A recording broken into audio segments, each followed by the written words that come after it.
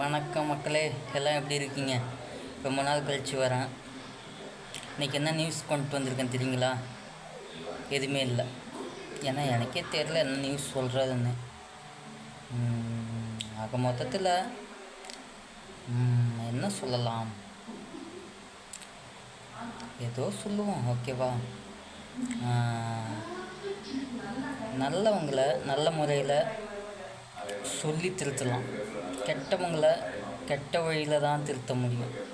ஏன்னா அவங்கள அந்த வழியில் தாக்கணும்னா தான் நம்ம யாருன்னு புரியும்.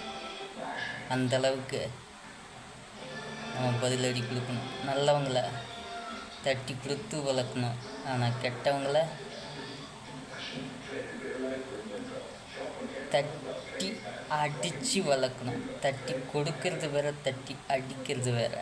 திரும்ப அடித்தாதான் அவங்களுக்கு வலி என்னன்னு புரியும். அதனால் நான்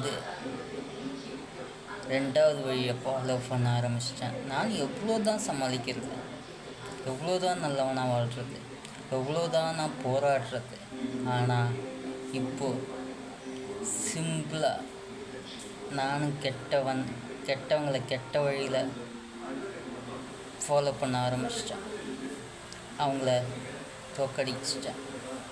நான் ரொம்ப பெருமைப்படுறேன். வாய்மையே வெல்லும், தர்மமே வெல்லும், உண்மையே ஜெயிக்கும். அதுக்கு உதாரணம்தான் நான் இன்னைக்கு ஜெயிச்சு நிற்கிறது உங்கள் முன்னாடி. நான் இப்போ ஜெயிச்சிட்டேன்.